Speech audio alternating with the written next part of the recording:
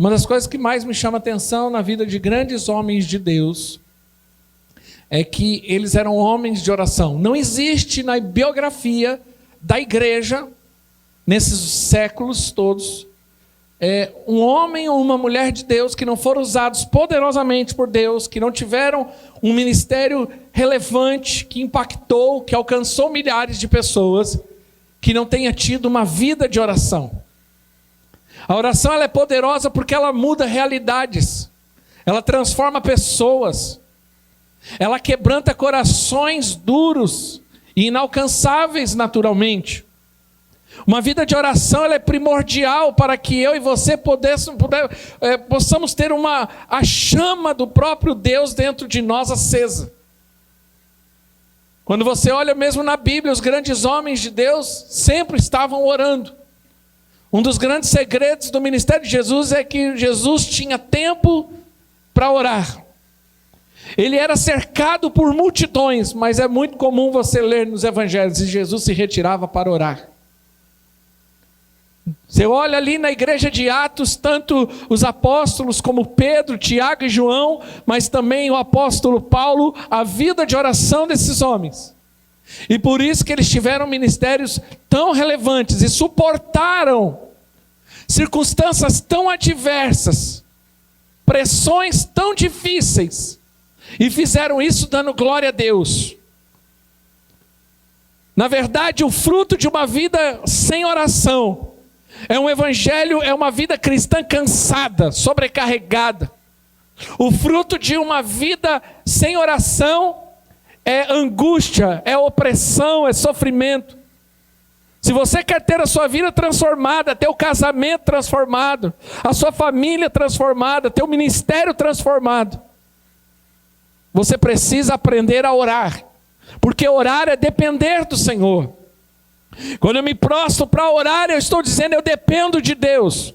Aquele que não ora, ele está dizendo, eu não preciso de Deus. Então orar é fundamental. Agora, muito mais fundamental do que orar, foi um dos pontos que eu trouxe semana passada na mensagem. Orar é importante, orar é necessário, mas ter uma vida de resposta de oração é fundamental. Porque é quando nós temos respostas de oração que a nossa fé cresce. Muitos às vezes pensam em desistir, desanimam e abandonam, porque não tem resposta de oração. Até oram, até clamam, até buscam, mas não tem um testemunho de oração. Vivem contando o testemunho dos outros, mas ele mesmo não tem nada para contar.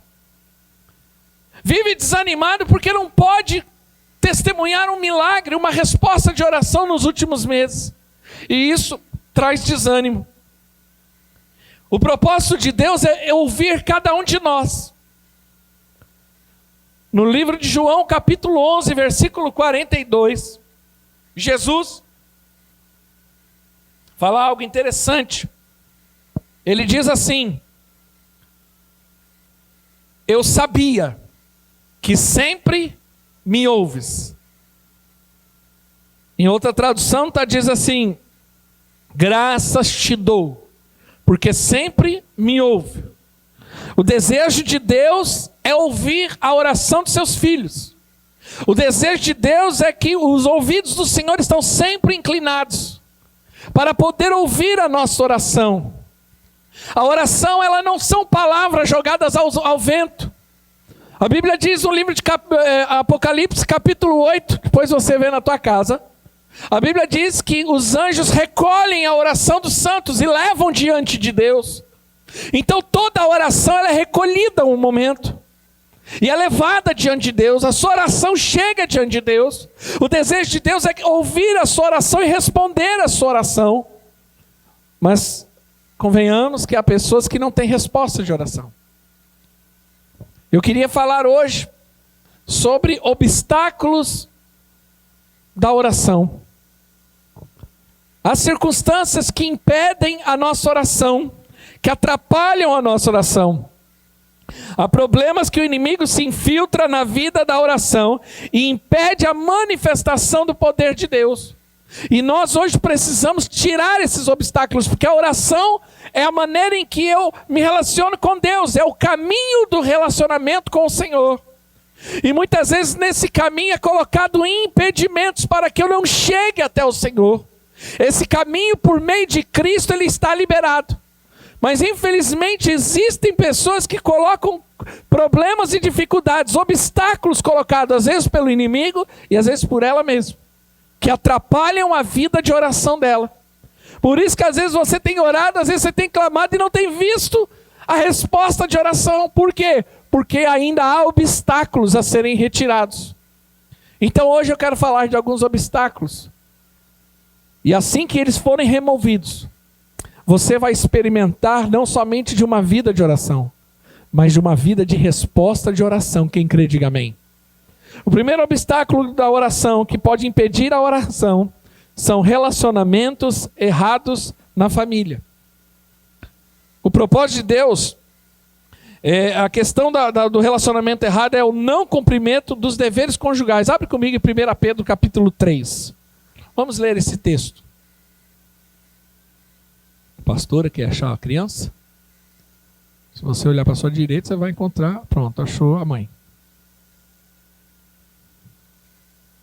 1 Pedro capítulo 3, versículo 1. Preste atenção aqui em mim. Olha o que diz. Semelhante, vós mulheres, sede sujeitas ao vosso próprio marido, para que também, se algum não obedece à palavra, pelo procedimento da sua mulher, seja ganho sem palavras. Para por aí, preste atenção aqui em mim. Quando eu digo que a oração, ela pode ter um obstáculo para que a minha oração não seja ouvida ou respondida. A primeira coisa que eu queria falar hoje é sobre problemas de relacionamento familiar. Nós precisamos alinhar o nosso casamento, o nosso relacionamento, a nossa casa. Porque quando há dificuldades ali no matrimônio, na vida do casal, você vai perder a autoridade para orar. Olha o que Pedro está dizendo. Semelhante vós, mulheres, sede sujeita a vosso próprio marido, para que também algum que não obedece à palavra, pelo procedimento da mulher, seja ganho sem palavra. Então ele está falando justamente sobre o comportamento de uma esposa. Que a atitude de uma esposa é se sujeitar ao homem. Que é se sujeitar ao casamento que ela se propôs. E que quando ela se sujeita a essa circunstância, a Bíblia diz que mesmo que o seu marido não seja crente, ela somente com o seu procedimento, não é pregando, não é evangelizando e nem orando, mas somente pelo procedimento o marido vai ser alcançado. Porque o procedimento de uma mulher dentro de casa define muita coisa. Olha o texto seguinte, para nós entendermos melhor. Considerando a vossa vida casta em temor, versículo 3. O enfeite delas não seja o exterior, no frisado do cabelo, no uso de jóias de ouro, na compostura e na veste. O que ele está dizendo aqui, né, é que infelizmente muitos às vezes pegaram esse versículo isoladamente e criaram uma doutrina, dizendo que se você, a mulher não pode usar maquiagem, não pode usar brinco. Não é isso. O contexto dessa mensagem é que Pedro está dizendo que o valor de uma mulher está dentro dela e não só fora. Não é o externo, mas é o interno que conta diante de Deus. Olha o que o texto diz, continua. Mas o homem coberto no coração... Mas o homem coberto no coração no incorruptível traje de espírito manso que é... Põe na NVI, fazendo favor. Hoje eu trabalhei na NVI de manhã, eu só... Tá. Pelo contrário, esteja no ser... Olha como muda de uma versão para outra. Vocês perceberam a mudança? Pelo contrário, volta o versículo 3. Vamos voltar. A beleza de vocês não deve estar nos enfeites exteriores, como cabelos trançados em jóias de ouro e roupas finas. Versículo 4. Pelo contrário, esteja no ser interior, que não perece, beleza demonstrada num espírito dócil e tranquilo. Pedro, porque ele usa a mesma, é muito parecido com o texto que Paulo escreve à igreja de Éfeso sobre o casamento, sobre marido e mulher. Pedro, ele fala que a mulher, ela deve se sujeitar ao marido. Se sujeitar é uma questão de honrar. Honrar é uma questão de respeitar. Quando uma mulher respeita o marido, ela ganha graça diante do Senhor. E a Bíblia diz que essa mulher, ela pelo procedimento de respeito, de honra à autoridade, ao sacerdócio do seu marido, ao apostolado do seu marido, ela vai ser beneficiada por isso. Há uma questão espiritual, como você se relaciona com o seu marido, como você se relaciona com a sua esposa, define a sua condição espiritual. A sua relação horizontal define a sua relação vertical. É o que ele está colocando aqui numa condição espiritual. Nós não podemos dividir isso. A maneira como a mulher se relaciona com o marido e o marido se relaciona com a mulher define o seu relacionamento com o Senhor. Então não adianta você tratar mal, desonrar seu marido ou sua esposa e depois querer orar. Nós vamos chegar nesse texto. O que ele está dizendo aqui é justamente isso. Que, pelo contrário, a beleza deve estar no seu interior, que não perece. Beleza demonstrada no quê? Num espírito dócil e tranquilo. Não tem coisa pior do que uma mulher briguenta. A Bíblia fala que é melhor morar no meio de um deserto do que com uma mulher rixosa dentro de casa. Mulher que só arranja confusão, que briga por tudo, que arranja confusão por tudo, que só sabe gritar, só sabe dar piti. A Bíblia diz que a beleza não é o brinco, não é o cabelo, mas a beleza que agrada ao Senhor é a beleza de um espírito dócil e tranquilo.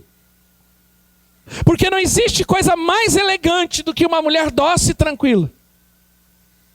E não existe coisa mais deselegante do que uma mulher barraqueira. O que ele está dizendo é o seguinte: não adianta você se vestir como uma princesa, mas dentro de você ser uma barraqueira, briguenta. Não adianta nada fazer escândalo. É o que ele está dizendo. Que nós devemos valorizar o que está dentro. E o que é dentro? O que valoriza? Olha o que o texto diz: um espírito doce e tranquilo que é de grande valor para com Deus. Quando uma mulher tem um espírito doce e tranquilo. Ah, pastor, mas você está pegando um pesado com as mulheres. Calma, vai chegar nos homens. Dele é pior ainda. Entendeu? Próximo versículo. Pois era assim que também costumava adornar-se as santas mulheres. As santas mulheres dessa igreja, diga amém. Acho que tem pouca santa mulher. Santas mulheres, digam amém. As santas mulheres do passado, que colocavam sua esperança em Deus, elas se sujeitavam aos seus maridos. O grande problema de muito casamento hoje é que a mulher não quer mais se sujeitar. Ela casa, mas não quer mais se sujeitar. Esses dias, o pastor Edmar, da nossa igreja de Cabreúva, me ligou e falou: pastor, eu estou com uma situação aqui, uma moça jovem da nossa igreja, está querendo se relacionar com um rapaz de outra igreja. Isso é errado? Eu falei: errado não é. Né? Porém, já deixa claro para ela que se ela quiser levar à frente esse relacionamento, quiser casar, ela vai ter que seguir o marido dela, e não o marido dela seguir ela. Então ela vai ter que mudar de igreja. Ela precisa estar ciente disso, porque ela não vai poder falar: não, a gente casou, só que agora você vai lá e eu vou aqui. Não. Você não casa para andar sozinho, você pode andar sozinho, então fica solteiro. Amém, igreja? Isso é importante para os casais. Tem que falar isso para sua esposa e para o seu marido. Não casei para andar sozinho. Se quisesse andar sozinho, ia ficar solteiro. Marido e mulher tem que andar junto. Companheirismo. Relacionamento. Versículo seguinte, olha o que diz aqui o texto. Como Sara, que obedecia a Abraão e lhe chamava de Senhor. Dela vocês serão filhas, se praticarem o bem e não derem lugar ao medo. O que ele está dizendo? Que Sara chamava Abraão de Senhor. Em que sentido? Ele honrava. Sara honrava o ministério de Abraão. Sara honrava a autoridade de Abraão. Sara honrava o sacerdócio e o apostolado de Abraão.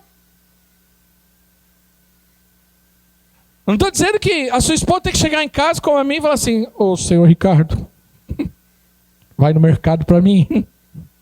Eu não estou dizendo isso, eu estou falando de um espírito de honra. Quantos entenderam, diga amém. Agora olha o versículo seguinte. Do mesmo modo vocês, maridos, sejam sábios no convívio com as suas mulheres e tratem-nas com honra, que é a parte mais frágil. Ele está dizendo justamente isso. Agora, para o homem, como que deve ser a relação do homem? Da mulher é se sujeite. Se sujeite, honre, respeita. A melhor forma de você amar o homem é respeitá-lo. A Bíblia não manda a mulher amar o homem, mas ela manda honrar. Porque a melhor maneira de você amar o seu marido é respeitá-lo. Tem mulher que desrespeita o marido. Agora, ao contrário, a Bíblia fala que o homem tem que amar a mulher. Olha que a direção e o papel de cada um é diferente, é distinto. Está falando aqui que o homem tem que amar a mulher. E ele fala, marido, sejam sábios. Por quê? Porque a mulher exige muita sabedoria. Por quê? Porque mulher é um ser complexo, delicado. O homem ele é muito mais prático, ele é muito mais racional. O homem não precisa de muita coisa para ser agradado. O homem ele não tem fases, ele não tem muitas crises. Apesar desses homens masculados de hoje tem até TPM, está me assustando. Mas o normal, vamos colocar aqui, o normal é isso. Agora a mulher não. Mulher é um ser mais frágil, delicada, complexo. A mulher, você fala a mesma coisa, dependendo de como você fala. Se for de manhã, você tem que falar de um jeito, se for à noite, é de outro, porque do mesmo jeito já não dá. Não é verdade? É complexo demais. Né? A mulher, ela é diferente. Por quê? Porque ela é complexa nas suas emoções. A sua emoção é muito volúvel, muito volátil. Ela é muito, muito sensível ao exterior. Uma mudança, um telefonema, uma mensagem já muda seu comportamento. Mulher tem a capacidade de dormir de um jeito e acordar de hoje, de outro jeito, porque à noite houve uma mudança de hormônio. E essa mudança hormonal já define o comportamento dela. Não é assim, mulheres? E o homem, muitas vezes, por conta de ser racional demais, ele não entende. Às vezes ele fala que aquilo é frescura. Ele ignora. O texto diz, os maridos devem amar as mulheres, tem que ter sabedoria. Você, homem, tem que orar muito e pedir, Deus, me dá sabedoria, me dá discernimento. Você tem que ser um bom analisador, você tem que perceber. Hoje eu falei algo com a minha esposa, ela falou assim, mas como que você percebe isso? Eu falei, eu tenho que perceber. Eu falei, eu tenho uma mulher, 2 filhas e 3 gatas fêmeas. É tudo fêmea em casa. Eu tenho que ser bom nisso, senão me dá dor de cabeça demais. É muito complexo. Entendeu? Ela muda. A condição hormonal já muda até o jeito de andar. Muda a cara, muda tudo. É ou não é, mulheres? E às vezes o marido não entende. E aí ele não tem sabedoria para lidar. E a Bíblia diz que a mulher deve ser amada, sejam sábios no convívio com suas mulheres e tratem com honra. Porque a mulher, ela precisa ser amada. E qual é a maneira de manifestar esse amor à mulher? Cuidando dela, protegendo ela, guardando ela. Ela tem que se sentir segura. A maneira que a mulher se sente amada é na segurança. Ela tem que ser guardada. Isso que manifesta honra a essa mulher. É quando ela se sente que tem alguém que a protege, que a guarde, que a proteja. Quantos estão entendendo? Diga amém. E a Bíblia diz, como a parte mais frágil, por mais que às vezes a sua esposa, a sua mulher, aparenta ser uma pessoa forte, né? Uma pessoa destemida, né? Ela tem às vezes qualificações, às vezes que você não tem. Às vezes ela é mais brava que você. Às vezes eu quero te dizer, ela ainda continua sendo mulher, ela é frágil. Alguns homens, eles têm a dificuldade, às vezes o homem ele trata a mulher como homem. E a mulher, ela é mais frágil. Vou dar um exemplo. Acontece muito isso. Homens, é interessante como que homem se relaciona. Homem, ele pode brincar um com o outro, pode ou não pode? Homem não se ofende. Homem não se ofende. Não se ofende porque você chamou ele de careca, dele barrigudo, né? Você não fica ofendido. Esse dia encontrei um irmão aqui da igreja, a esposa está grávida. Eu falei, irmão, quem está grávido nessa história? O bichão deu uma engordada. Ele está chegando Natal, aí ele dá risada, ha. Meu grupo ali, da minha equipe também, é um bagunçando com o outro. Tem uns mais gordinhos, tem uns menos gordos. Um fica bagunçando com o outro, né? Não tem problema. Você não vê nenhum conserto. Eu não preciso fazer reunião de conserto com a equipe. Você precisa vir aqui porque o outro ficou chateado. Porque homem tem essa característica. Agora, faz isso com mulher. Se você quer ver o Apocalipse, faz.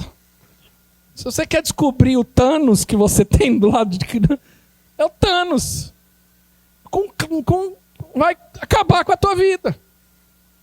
Uma vez tratando no casal, ele falou brincando, porque homem às vezes quer tratar a mulher como homem. Ele não esquece que ela é mais forte. Porque às vezes tem uma mulher brava, porque mulher é brava, tem mulher que é brava, né? Aqui não tem, né? Mas tem mulher que é brava, né? Tem uns homens que regalam o olho e falam assim, pastor, você não tem ideia da minha, né? Tem mulher que é brava, ela é briguenta, né? Briguenta no sentido de, às vezes ela vai lá na loja, tem um negócio lá, paga alguma coisa, você fala, deixa pra lá, não, vou lá discutir, que é isso? Vai trocar, mulher, não tem, né? Normal. E aí, normal, né? Às vezes o homem ele é mais manso, não, deixa quieto, deixa pra lá. Não, onde já se viu, aquela coisa. Ótimo. Aí o homem ele acha que por conta dela ser assim, ela pode ser tratada de forma meia grossa. Aí o rapaz, a mulher chateada com o rapaz porque ele chegou perto dela, e aí pegou na banhinha dela e falou assim, aí gordinha. Rapaz, ele viu o Apocalipse os 4 cavaleiros, veio que veio. Por quê? Porque você não pode, ela é a parte mais frágil. O marido tem que saber lidar com a esposa. Quem está entendendo, diga amém. Elas são cordeiras do dom da graça e da vida. Agora olha como termina o texto. De forma que não sejam interrompidas as suas orações. A sua relação dentro de casa com o filho, com a esposa, com o pai, define a sua vida espiritual. Então, isso é um obstáculo.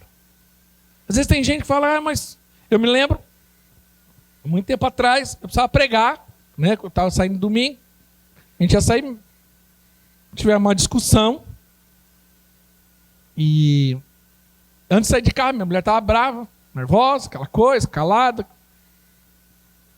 Eu não quero conversa. Aí antes de sair de casa, nos arrumamos, bem... Aí antes de sair de casa, ela foi abrir a porta, eu fechei de novo, falei, a gente precisa se reconsertar. Eu não quero conversar, vamos embora para a igreja. Eu falei, não posso. O texto diz lá que se eu tiver com problema com você, as minhas orações não vão ser ouvidas. Se a minha oração não for ouvida, eu vou chegar lá, vou orar pelo povo, não vai acontecer nada e o povo vai ser prejudicado. Então eu preciso que a gente se resolva. Você está entendendo onde eu quero chegar? Agora não tem jeito, vai ter que ter muito conserto antes da célula. Aí você tem que consertar. Por isso que a Bíblia diz que você não deve dormir antes, né, do sol se pôr. Não, né, irado. Você tem que ir lá e resolver. Quando você entender, diga amém. Porque isso não é uma questão nada mais, nada menos do que um problema espiritual para a tua vida. Amém? Quando você recebem, diga amém. Segundo obstáculo de oração é a falta do perdão. Pessoas que vivem magoadas, ressentidas. Marcos 11, 25. Marcos 11, 25. E quando estiverem orando, se tiverem alguma coisa contra alguém, o que o texto está dizendo? Perdoe. Para que também o Pai Celestial lhes perdoe os seus pecados. Nossas orações são ouvidas somente se os nossos pecados são perdoados. Mas Deus não pode nos perdoar enquanto nós guardamos o mal contra aqueles que nos ofenderam. Qualquer que guarda o espírito de rancor ou mágoa contra alguém, fecha os ouvidos de Deus para a sua própria oração. Então o texto está dizendo, você precisa ir lá e resolver, perdoar, resolver essa circunstância. Tem pessoas que ficam carregando mágoas e ressentimento por anos. Aí ela não entende porque a vida espiritual dela não rompe. Porque ela não vê resposta, ela não tem testemunhos de milagres. A vida dela é uma prisão espiritual e ela não percebeu, porque a mágoa, o rancor, ela tem o poder de aprisionar a tua alma. Ela não deve ser tida somente como um sentimento ruim. Não é um problema apenas de alma, é um problema espiritual. Mas pastor, foi a pessoa que me ofendeu, foi a pessoa, então é justo que eu me sinta assim. A Bíblia diz que não é. Isso é justiça própria, porque a pessoa tomar de justiça própria, ela acha que porque ela está certa, e porque o outro lado foi errado, justifica ela ter aquele sentimento. Mas o prejudicado da história é quem tem o sentimento. Não é somente quem fez ou quem produziu o sentimento. Deixa eu explicar uma coisa, igreja. Não ignore seus sentimentos. Principalmente os ruins. Eles são perigosos. Por isso que a Bíblia fala, irai-vos, mas não pequeis. Porque na ira pode produzir justiça própria. E a justiça própria vai gerar pecado. Vai gerar consequências. Você vai cair da graça, como diz lá o texto de Gálatas. Você decai da graça quando entra na justiça própria. Ou seja, isso é uma armadilha satânica. Abre comigo 2 Timóteo, capítulo 2, versículo 24 ao 26. Olha o que o texto diz. Aos servos do Senhor não convém brigar, mas sim ser amável para com todos. Apto a ensinar e paciente. Deve corrigir com mansidão os que se lhe opõem. Então, ou seja, eu não estou dizendo que eu tenho que engolir sapo e ficar quieto sempre. Mas sempre quando eu fizer isso, eu tenho que fazer com sabedoria, com mansidão. Amém? Eu posso discordar. Eu posso falar, olha, eu não concordo com tal circunstância. Eu não preciso baixar a cabeça para tudo. Mas toda vez que eu fizer isso, eu tenho que ter sabedoria para fazer isso com mansidão. Deve corrigir com mansidão os que lhe opõem, na esperança que Deus lhe dê e conceda arrependimento, levando-os ao conhecimento da verdade. Agora olha o versículo seguinte, que forte. Para que assim voltem à sobriedade e escapem da armadilha do diabo que os aprisionou para fazerem a sua vontade. A Bíblia fala que é uma prisão espiritual. Essa palavra ofensa, né, a palavra mágoa, rancor, na Bíblia você vai ver muita expressão ofensa. E essa palavra ofensa no original é a mesma palavra usada para uma armadilha que pega animal. Uma armadilha que prende. Então o que o texto está dizendo aqui é justamente isso. Que é uma armadilha espiritual, que a pessoa se torna até escravo do diabo. Por conta da mágoa. Olha o que o texto diz. Diz que o diabo tem poder de aprisionar pessoas. Por quê? Porque ela não quer perdoar.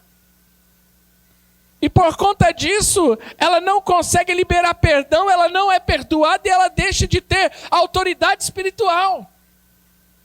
O perdão, ele é algo sério. A falta do perdão é algo sério. Quando nós falamos sobre libertação de pessoas, né, nós temos sobre questões demoníacas. O diabo ele pode trabalhar de algumas formas. Uma das formas é a opressão. Então, ele pode trabalhar de 3 formas: indução, opressão ou possessão. Repita comigo: indução, opressão e possessão. São 3 formas. Como que indução? Ele induz a pessoa ao erro, ela induz. Ele sopra lá, a Bíblia diz, setas inflamadas do inimigo. Né? E a pessoa ali acaba sendo induzida. Né? Como aquele diabinho que fica ali do lado. Ele induz. Por isso você tem que ter discernimento espiritual. Discernir que nem toda voz que você ouve é do Espírito. Você tem que tomar cuidado. Ok? Mas ele também pode agir por opressão. Ele oprime, que é uma questão externa. Isso às vezes a gente sente, aquela opressão, aquela angústia. Você entra num ambiente, é um ambiente opressor, carregado. Né? Você às vezes, a madrugada que você acordou meio angustiado, aquela coisa. Quem já sentiu isso? Eu já. Mas ele também tem a questão da possessão. A indução e a opressão, elas são externas. Mas a possessão é de posse. Ele toma posse do coração e da pessoa, da alma da pessoa. Ela está possessa por demônios. A Bíblia relata que pode ter um ou até uma legião de demônios. Uma legião de demônios, uma legião romana tinha 6.000 homens. Então a Bíblia fala que é possível ter uma pessoa endemoniada com 6.000 demônios. Demoniado de Gadareno, né? Tinha legião. Rapaz, foi trazido a Jesus, tinha uma legião. O de Gadareno diz que os demônios saíram e foram para os porcos. No plural, não para o porco. Então é possível. E eu, no trabalho que muitas vezes já fiz de libertação, eu já vi agora o que pode chegar uma pessoa a ser possessa, que é aquela questão da pessoa estar lá endemoniada. E que muitas vezes a pessoa endemoniada, ela perde o controle total das suas faculdades. E algumas elas têm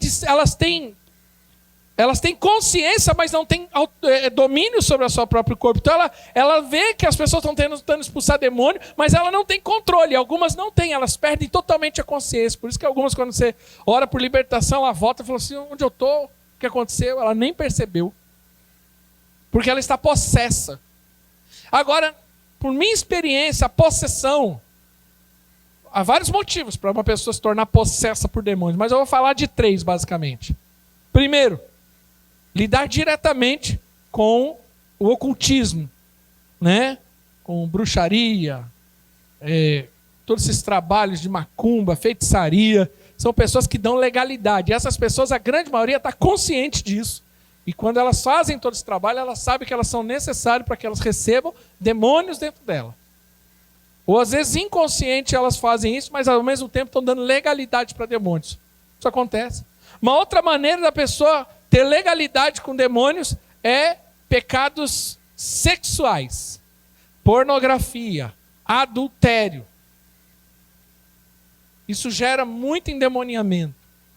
Porque quando a pessoa se relaciona com uma pessoa, tem um demônio naquela pessoa, o demônio daquela pessoa vem para essa pessoa. Agora imagine essas pessoas que ficam se relacionando com várias pessoas. Por isso que muitas acabam ficando problemáticas emocionalmente, né? Chegou emocionalmente a quase a loucura. Não são boas da cabeça não, porque a sua alma está carregada de demônios. E o terceiro motivo para mim, o maior, pelo menos na minha experiência como pastor, na área de libertação, é a falta do perdão. É muito comum você encontrar pessoas possessas, e às vezes você vai lá, você ora, você repreende em nome de Jesus, e não é liberto, você fala, meu Deus, o que está acontecendo? Aí você vai começa ali ministrar a pessoa, no final você vai entender que o problema é falta de perdão. Eu já tive casos de demônios falar na boca do endemoniado, eu não saio daqui porque ela é magoada com a mãe dela. Eu não saio daqui porque ela é magoada com o marido. Porque ele tem legalidade. E às vezes nesse processo você tem que trazer a pessoa à consciência e levar ela primeiro a perdoar, para depois se libertar. Porque o perdão liberta. Mas a alma, a mágoa aprisiona. A ofensa aprisiona. Por isso que é fundamental você perdoar. Às vezes você entrou aqui hoje, você tem carregado essa mágoa e você acha que isso não é nada, mas isso está sendo uma prisão espiritual na tua vida. Às vezes você tem carregado uma ofensa, um ressentimento. E às vezes você não tem dado muita importância. Mas isso tem sido um problema espiritual para a tua vida. E hoje eu estou sendo resposta de Deus para falar. Às vezes a tua vida não tem andado. Circunstâncias não têm caminhado. Você não tem visto resposta de oração. Por conta da falta do perdão. Terceiro. Obstáculos de oração, motivação errada. Tiago 4,3. Olha o que o texto diz aqui. Quando pedem, não recebe, pois pedem por motivos errados, para gastarem seus prazeres. Um sério obstáculo da oração é pedir a Deus coisas que realmente não são necessárias. Ou não necessitamos, com o propósito de fazer nossos desejos egoístas. Tudo que você for fazer para Deus, você tem que fazer para a glória dele. Olha o que está em 1 Coríntios, capítulo 10, 31. Olha o que o texto diz. Assim quer vocês comam, bebam, façam qualquer outra coisa. Façam para a glória de Deus. Tem pessoas que Deus às vezes não responde a oração, porque primeiro, não vai glorificar o nome dele. E outra, vai atrapalhar a sua vida com Deus. Tem gente que está bem, aí ela ora, eu já vi isso várias vezes nessa vida, nesse período como pastor. Ela está bem, aí Deus vai lá, abre uma porta de emprego para ela. Pronto, agora é motivo para ela não liderar mais, é motivo para ela não estar mais vindo na igreja, é motivo mais para ela não ir mais para o culto, não ir mais para a cela. Aí ela começa a dar um monte de desculpa, porque agora ela tem que trabalhar. Eu não estou dizendo que Deus quer ninguém desempregado. Não é isso. A Bíblia diz que há caminhos que parecem direito ao homem, mas seu fim é de morte. Às vezes eu fico triste com irmãos aqui, que a gente acompanha, e aí, pastor, aí vem, se aconselha, e aí fala assim, eu quero montar meu negócio. Oramos, Deus dá a direção, a pessoa monta, e daqui a pouco a pessoa não vejo mais na igreja, por quê? Porque agora minha empresa, o meu comércio, o meu negócio, porque eu não posso mais. Aí quando vai ver, está desviado. Quantas pessoas por conta de relacionamentos errados se desviam, ficam pedindo, eu quero uma pessoa, eu preciso de um amor da minha vida, eu preciso de uma corte, eu quero casar, mas aí o relacionamento se torna um problema, porque atrapalha o relacionamento dela com Deus. Não, porque o meu emprego, porque eu tenho que ir lá, eu tenho que dar resultado, porque eu tenho cliente. Eu quero dizer, isso está afastando você de Deus. A Bíblia diz que a bênção de Deus. Pastor, mas isso é bênção? Qual o padrão de ser bênção? A Bíblia diz que a bênção de Deus enriquece e não acrescenta dor. Se aquilo que você está fazendo está atrapalhando a sua relação com Deus, não é bênção. Não é para a glória dele. Aonde Deus é glorificado se você e a tua família não vêm para o culto? Aonde Deus é glorificado se você deixa de liderar? Você deixa de frutificar? Aonde Deus é glorificado nessa história? Se os teus filhos estão desviando porque você nem na igreja vem mais. Fica dando desculpas e justificativas. Aonde Deus é glorificado? A glória do Senhor está nas coisas dele dar certo. E o nome dele ser exaltado no final dessa história. Vidas sendo abençoadas, a igreja sendo edificada. Aí que está a glória de Deus. Se eu faço, a Bíblia diz, quer comais, quer bebais, tudo o que fizer, faça para a glória de Deus. Eu quero praticar um esporte para a glória de Deus. Eu quero me relacionar para a glória de Deus. Eu quero trabalhar para a glória de Deus. Eu quero empreender para a glória de Deus. Eu quero ter um ministério para a glória de Deus. Nada é para mim. Não pode atrapalhar a minha vida. Pedis e não receber porque pedi mais, porque pedi para gastar no vosso deleite. Às vezes eu vejo irmãos, enquanto está aqui desempregado, vem no culto, vem no macho alfa, vai na célula, vai no monte, vai na vigília, vem na oração, é líder, vira discipulador, participa do teatro, participa do ministério de louvor, aí melhorou de vida, arranjou a porta, prosperou, aí comprou o carro. Aí, cadê o domingo? Não vim, porque fui passear no shopping. Precisando dar uma volta no shopping, dar uma voltinha no shopping. E aí sabe como que é, né? Você vai no shopping, anda bastante, dá umas dor na perna, chega em casa, estava cansado, não fui no culto. Onde Deus é glorificado nisso? Não, aí compra o carro e vem, pastor, ora pelo carro. Oramos, Deus, obrigado pelo carro. Agora o irmão não precisa mais vir de Uber, a pé. Aleluia, Deus, obrigado. Na semana que vem, cadê? Foi pro shopping. Aí na outra semana foi visitar os parentes, sabe como que é? Pastor almoço, saiu tarde, fica conversando, vai dali. Não deu para voltar mais na igreja. E na outra semana, fui lá na cachoeira, lá em Atibaia. Fui dar uma volta, sabe como que é, né, pastor? Meu casamento está com problema. Fui lá dar uma volta no shopping para ver se melhorar meu casamento. Meu Deus do céu. Quantos estão entendendo? Diga amém. Aí depois reclama que não tem oração respondida. Fala assim, tudo que fizer, faça para a glória de Deus. Quem crê, diga amém.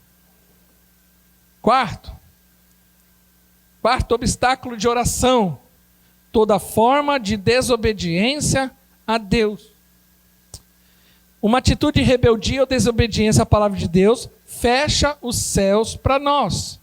Qualquer pecado não confessado torna-se inimigo da nossa oração. Isaías 59. Olha o que o texto diz. Vejam, o braço do Senhor não está tão curto que não possa salvar, e o seu ouvido tão surdo que não possa ouvir. Ou seja, Deus não está com o braço esticado, Ele está com o braço esticado para te ajudar. Os ouvidos dele estão inclinados para ouvir. Deus quer te abençoar. Deus quer te abençoar. Vou repetir, Deus quer te abençoar, amém? Ele tanto quer te abençoar que Ele precisava resolver um problema, o pecado. Ele resolveu na cruz do Calvário. Olha o versículo seguinte: mas as suas maldades separam vocês de Deus, e os seus pecados esconderam de vocês o rosto dele, por isso ele não os ouvirá. Ah, pastor, mas agora eu estou na graça, e na graça Jesus já resolveu a questão do pecado. Sim, Jesus resolveu a questão do pecado. O problema é que tem gente que não resolveu a questão do pecado na vida dela. Enquanto você tiver pecado não confessado, esse pecado vai trazer uma influência negativa para você, porque o pecado continua sendo pecado. O pecado ainda é uma ofensa à natureza santa de Deus. Então, para que eu possa ser ouvido por Deus, eu não posso viver uma vida de pecado.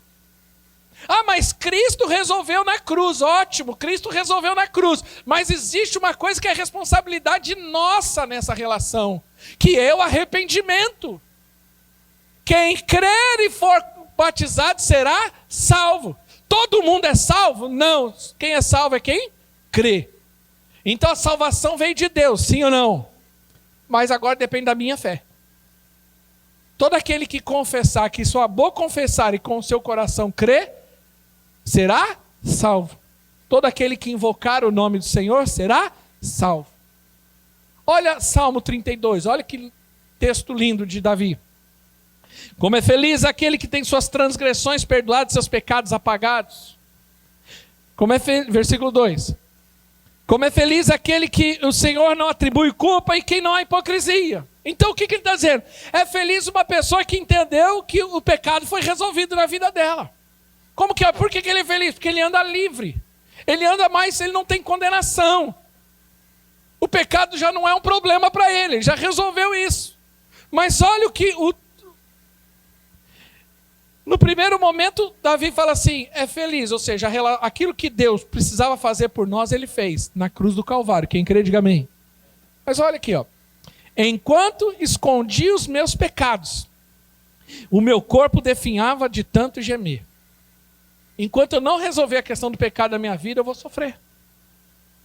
Porque a Bíblia, Novo Testamento ainda diz, Romanos, o salário do pecado é a morte. O pecado ainda gera morte. Nós não estamos isentos do pecado. Nós não vivemos mais sobre o domínio do pecado, sobre a escravidão do pecado, mas ainda vivemos sobre a influência do pecado. Esse entendimento de que a graça resolveu tudo e eu não preciso fazer nada é um entendimento errado. Porque eu preciso confessar os meus pecados. Eu preciso me arrepender. Olha o que o texto seguinte diz. Pois de dia e de noite a tua mão pesava sobre mim. Minha força foi se esgotando com o tempo que seca. Então reconheci diante de Deus. Diga, reconheci. Então reconheci diante de Deus, de ti, ó meu pecado, e não encobri as minhas culpas. E disse, confessarei as minhas transgressões ao Senhor, e tu perdoaste a culpa do meu pecado. Enquanto eu não reconheço, enquanto eu ainda vivo ali sob a influência, achando que aquele pecado não tem problema, eu vou viver oprimido, angustiado, sofrendo. Mas o dia em que eu reconheço e que eu me arrependo e abandono, aí eu começo a viver a graça de Deus. Eu começo a desfrutar daquilo que Deus fez. Mas existe ainda circunstância que precisa ser resolvida na nossa vida, que é o pecado não confessado. Quem entendeu, diga amém. Tem gente que está lá debaixo daquelas circunstâncias, está lá na pornografia, está lá no adultério, está lá na questão errada e ainda está lá sofrendo e acha que aquilo não vai ter consequência. Mas está sofrendo, o corpo já está definhando, a alma já está seca. Por quê? Porque o pecado gera morte. Toda vez que você peca, alguma coisa vai morrer. Nós deveríamos ser firmes em relação ao pecado na nossa vida. Quinto obstáculo da oração, ídolo no coração, que é a idolatria. Olha o que diz Ezequiel 14:3. Filho do homem, estes homens ergueram ídolos em seus corações e puseram tropeços ímpios diante de si. Devo deixar que me consultem. Deixa eu falar uma coisa, o que é idolatria? Idolatria é tudo aquilo que atrapalha seu relacionamento com Deus, que toma o lugar de Deus na vida de alguém. O problema de muito crente é que ele acha que depois que ele jogou a imagem lá fora, depois que ele jogou lá aquele objeto de idolatria fora, ele acha que ele resolveu o problema da idolatria. Mas deixa eu falar uma coisa. Quando Deus fala sobre idolatria, Ele não fala apenas de uma questão de imagem, mas Ele fala uma questão de conceito, porque a idolatria está no coração.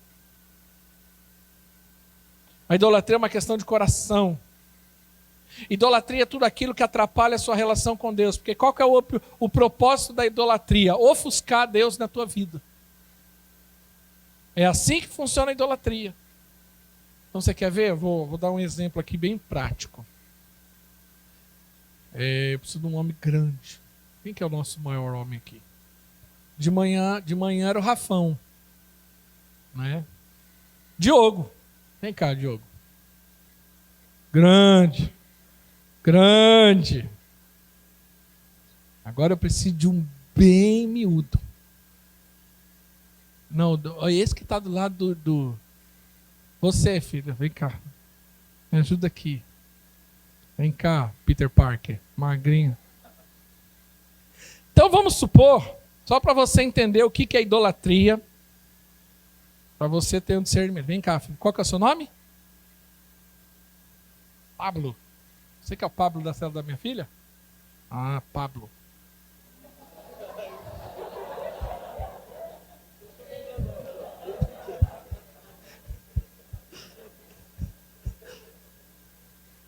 O Pablo, voltando aqui, fiquei vermelho. Ai. Dá risada, é? O Pablo é Deus. E eu preciso me relacionar com Deus. Eu preciso estar aqui, sendo ministrado, ouvindo, falando. Isso é relacionamento com Deus. O que é idolatria? Vem cá, Pablo, fica aqui atrás. Idolatria é isso aqui, vem cá. Fortinho. Fica na frente dele. O que acontece? Quem está vendo Deus aí? Ninguém. Deus sumiu. Porque a idolatria ela ofusca. E agora eu não consigo mais me relacionar. Porque a idolatria ela atrapalha a minha relação com Deus. A idolatria pode ser imagens? Pode ser imagens. Ela é muito mais do que imagens. Ela é um conceito no coração do homem. Por isso que o texto diz, ergam ídolos nos seus corações. Deus não pode ouvir, por quê? Porque nem tem condição de ouvir. Mas a idolatria pode ser o seu trabalho. Porque está atrapalhando sua relação com Deus. A idolatria pode ser o seu filho. Hoje existe a filholatria. Deixa eu falar uma coisa, filho não é doença. Você não pode usar seu filho como culpa para não se relacionar com Deus. Como desculpa para não servir a Deus. Tive 2 filhas. Minha mulher com 8 dias de cesárea estava dentro da igreja. Tem gente que demora 4 meses para vir para a igreja, mas para o shopping vai depois de 40 dias. Porque dá desculpa que não pode vir na igreja, mas para o shopping pode. Não posso ir para a igreja, porque o meu filho, sempre o filho. Mas aí durante a semana larga o filho numa creche o dia inteiro. Mas aí chega no domingo e diz que não pode servir a Deus porque o filho. Idolatria. A idolatria pode ser seu namorado, seu relacionamento. A Bíblia diz que a bênção de Deus enriquece e não acrescenta dor. O seu relacionamento tem que te levar mais próximo para Deus. Ah, pastor, mas eu amo, eu gosto daquele menino, daquela menina, mas ele está te tirando da presença do Senhor, pula fora que é roubada. Mas ele é lindo, ela é linda. Não entra nessa, não seja inocente. Mas ele me trata como princesa. Depois que você casar, você vai ver como você vai ser tratada. Como um sapo.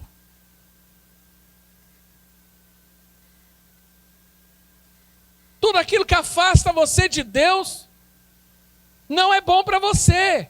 A sua vida espiritual deve ser a sua prioridade máxima, não é a sua conta bancária, não é o seu currículo escolar. A Bíblia diz: buscar em primeiro lugar o reino de Deus e as demais coisas vos serão acrescentadas. É possível sim ser uma pessoa otimamente formada, financeiramente estabilizada, mas priorize a sua relação com Deus. Aí não entende por que tem uma vida fraca, uma vida medíocre espiritualmente, uma vida derrotada, só pensa em desistir, pensamento de suicídio, crente com depressão, crente com síndrome de pânico, crente pensando em se matar. Por quê? Porque deixou de ter vida com Deus, porque alguma coisa ofuscou. O relacionamento dele com Deus não é mais a mesma coisa. Não consegue ter resposta de oração. Não tem mais milagres para contar, testemunho. Por quê? Porque a idolatria tomou conta do coração dela. Instagram, Facebook virou objeto de idolatria. Idolatria ao próprio corpo, ao ego. Quantos estão entendendo? Diga amém. Dê uma salva de palmas para esses meninos aí. Sexto, que atrapalha nosso relacionamento com Deus, nossa oração, nossa vida de oração. Está lá em Provérbios 21, 13. Falta de generosidade para com os pobres. Quem fecha os ouvidos ao clamor dos pobres, também clamará e não terá resposta. Quando você é sovina, a Bíblia diz que o avarento não herdará o reino de Deus. Quem é o avarento na Bíblia? É aquele que não dizima, é aquele que não oferta. Porque eu posso dar ouvidos aos pobres que estão lá fora, né? Às vezes eu estou andando lá, somente aqui na nossa cidade, você para num farol, já tem alguém pedindo. Eu dou. Não pergunta, vai usar para droga, está fazer o quê? Não, a questão, ele está fazendo o que a natureza dele manda e eu estou fazendo o que a minha natureza manda. Dar é melhor do que receber. Eu sou um abençoador sempre. Princípio meu. Mas também nós estamos falando dos pobres de espírito, que não têm Deus, que são pobres espiritualmente porque não têm a riqueza do Senhor dentro de si. 2 Coríntios capítulo 4 diz que nós temos esse tesouro em vaso de barro, que é o nosso chamado, que é a nossa salvação dentro do nosso coração. Então, quando nós estamos aqui pregando o Evangelho através dos cultos, através das células, através dos ministérios, nós estamos alcançando aqueles que são pobres e perdidos. Há um louvor antigo que eu gosto muito, Marcos Nascimento cantava, dizia assim: era pobre, perdido, sem Deus, sem Jesus, quando estendeu a sua mão para mim. Então, toda vez que você se nega a dizimar, quando você se nega a ofertar, você, na verdade, você está se negando a nos ajudar a alcançar aqueles que precisam. E sétimo, para encerrar, sétimo obstáculo de oração é a dúvida e a incredulidade. Tiago, capítulo 1, versículos 5 ao 7, diz assim: se algum de vocês tem falta... Não, é do 5 ao 7. Se algum de vocês tem falta de sabedoria, peça a Deus, que de todos dá livremente, de boa vontade, lhe será concedida. Peça. Né? Essa palavra pedir, no original também, ela também dá o sentido de se apropriar. Peça, porém, com fé. Né? Olha o versículo 6. Peça, porém, com fé. Essa expressão, peça, porém, com fé, ela dá o sentido de você se apropriar daquilo, de você tomar posse. Não é uma questão de você pedir e simplesmente ficar esperando, mas é se apropriar daquilo, é meu. Paul Yong-Chu fala no seu livro A Quarta Dimensão que nós devemos nos apropriar. R.R. Soares, num dos seus livros, escreve como tomar posse da bênção, ele fala justamente isso, né? De se apropriar, de tomar posse, aquilo é meu. Né? Traz à existência aquilo espiritualmente, fala, eu me aproprio disso, isso é meu. Então peça, porém, com fé, mas sem duvidar. Eu preciso me apropriar, eu preciso exercer a fé.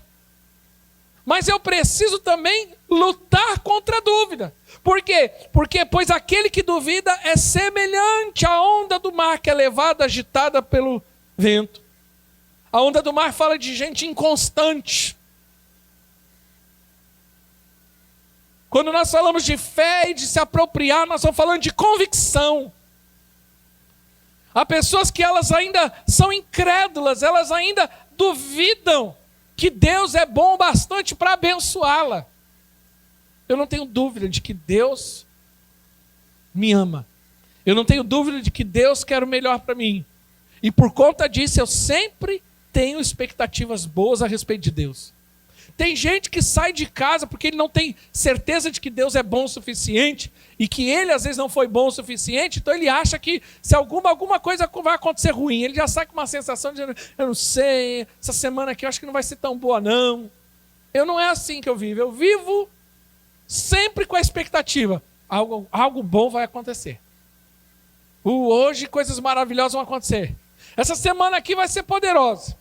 Esse mês está começando, meu Deus, a minha expectativa está lá em cima. Mas pastor, e se não acontecer? A Bíblia diz que tudo coopera para o bem daquele que ama a Deus, mas eu continuo crendo que coisas boas vão acontecer para mim. Mas não é crer no sentido de positivismo. Não, creia positivamente, né? É aquele negócio do livro O Segredo, né?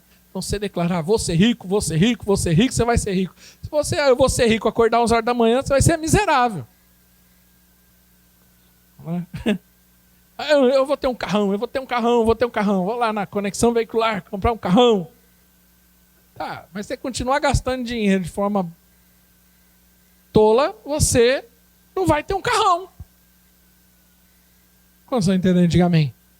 Quantos estão sendo edificados hoje? Diga amém. Mas nós precisamos não duvidar. Por quê?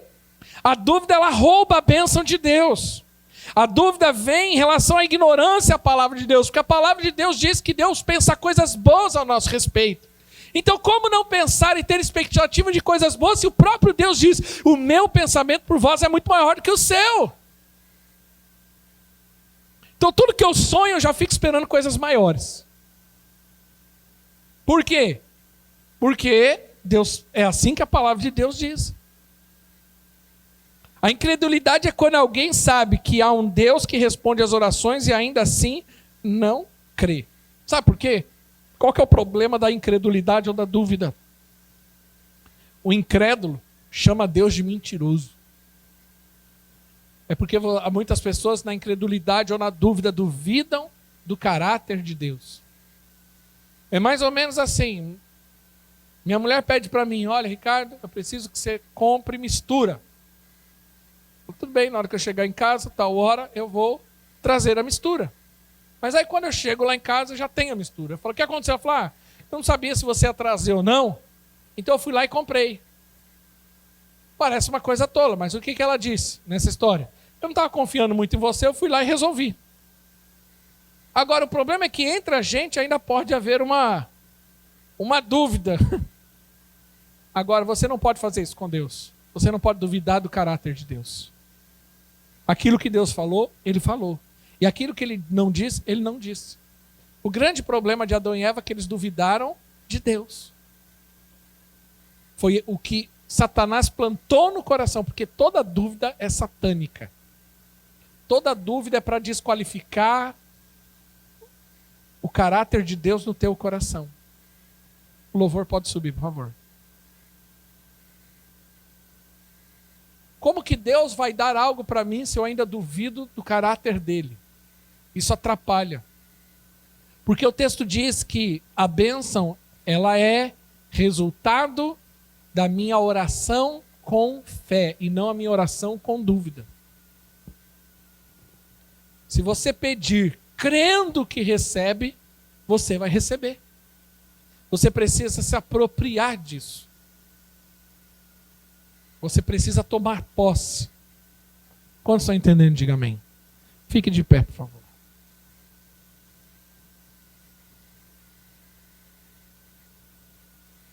Aleluia. Eu queria orar com você.